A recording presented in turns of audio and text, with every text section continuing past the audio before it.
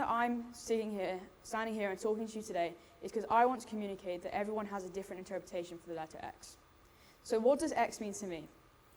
It's simple. X means the exact same thing to me as it does to every single one of you. Multiple different things. There's no one set definition for the letter X. X could be literally anything you want.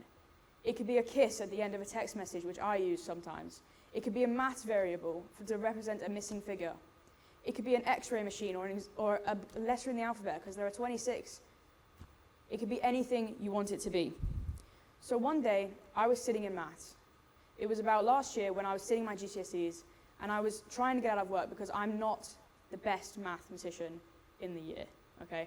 I'm not very good at maths. So I was sitting in maths, and I decided that instead of doing my work, I was going to analyze and think about why we actually used the letter X instead of all the other letters in the alphabet, because there are 26, but we focused on one main one to communicate in maths, and I just didn't understand it.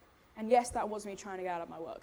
But as I got into it and I started to really, really think about why we used X, I started to realize that it could be that this X could be a metaphor for the open interpretation and variety of different choices that we have in life. If you think about it, the letter X, let's visualize it. It's 4 lines meeting at one point in the middle. These are different decisions that could lead to the same place. They're different routes that you can take. They all meet the same place because it's all about a journey. Everyone is faced with difficult decisions in their life. Whether it's difficult or easy, you're faced with decisions. It could be as simple as waking up in the morning and deciding what you're going to have for breakfast or what you're going to eat for the rest of the day. Or it could be as difficult as deciding what kind of university you're going to go to later on. Decisions are decisions, and everyone's faced with them. Everyone controls what happens to them. You may have a time in your life where you feel like you're backed into a corner. Everyone has that. When you feel like there's one option, and only that one option that you can take. But that's not true, and I'll give you an example. There are different ways to solving maths. So take a maths equation for starters. Let's have a long division question. So you've got to find out what 20 divided by 7.5 is. You can do it in multiple different ways. You can do the long division method, the short division method. You can ask a friend, you can ask a teacher, you can Google it, you can use a calculator. There are multiple different ways that you can figure out what the answer to that question is. But at the end, the answer is only revealed when you get it right. And that can be applied to real life. You can try over and over again and get something wrong, or go in multiple different ways about going to reach your final point. You can get it wrong, but it's only going to get revealed, and you're only going to realize what happened when you get to the final point. So about 3 years ago, I developed a shoulder injury. I fractured my growth plate in my shoulder because I was overtraining, because I was a very keen swimmer. I've been swimming for about 10 years.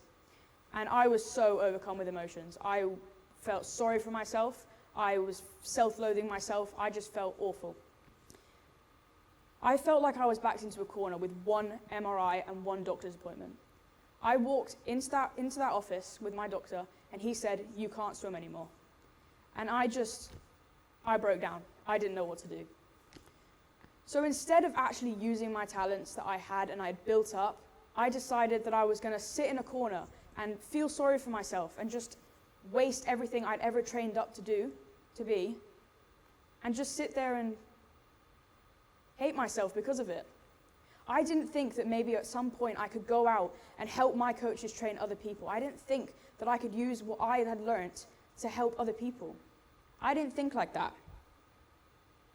I wasn't actually backed into a corner. I could have done more physiotherapy to help reintroduce me into my sport. I could have helped other people. I could have picked up another sport. I could have done something with my time, but instead I sat in my room and I decided that I was going to sit there and be miserable. And that's what I don't want to happen to you guys. So this is how we're going to think in terms of X. We're going to think in terms of there being multiple ways to be in a journey. We're going to think in terms of X. 7 simple steps. So the first step is being honest about what you want.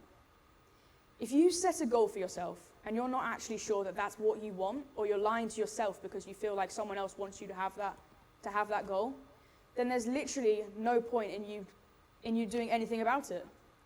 You could sit there and be like, I want to be the President of the United States. But if that's not what you really want, whose time are you wasting? You're wasting your time. You're wasting your time and your effort that you could be spending doing something that you really want to do, that you're keen to do. And it's not going to benefit you in the long term. So step number 2 is make sure it's what you want. And this links in with step number 1. If it's not what you want, you're fooling yourself.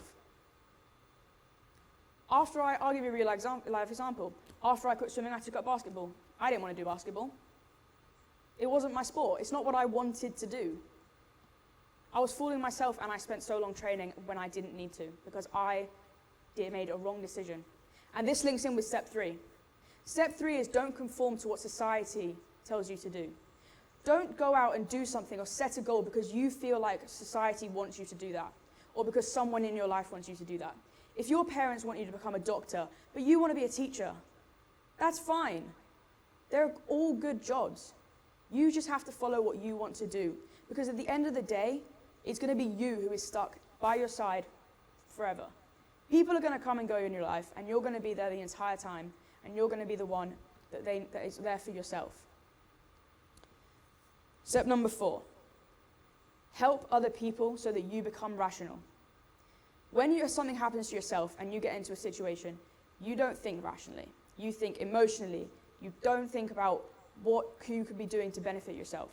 But if you take a step back and you help someone else who's having a problem, you can give them advice and be rational about that, and then take a step back and think, you know what, I've just given them advice. I can apply that to my real life.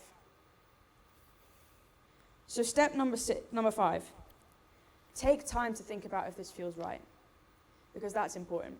If you're doing something that is right and that you really want to do, it's going to feel like it. You're going to get to a point where you're like excited about what you want to do. You're going to be excited about going out and completing the next task that gets you to your journey.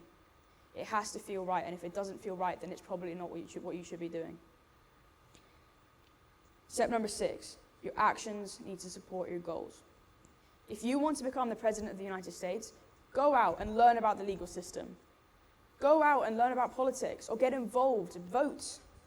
Do something that will help you get to your goal.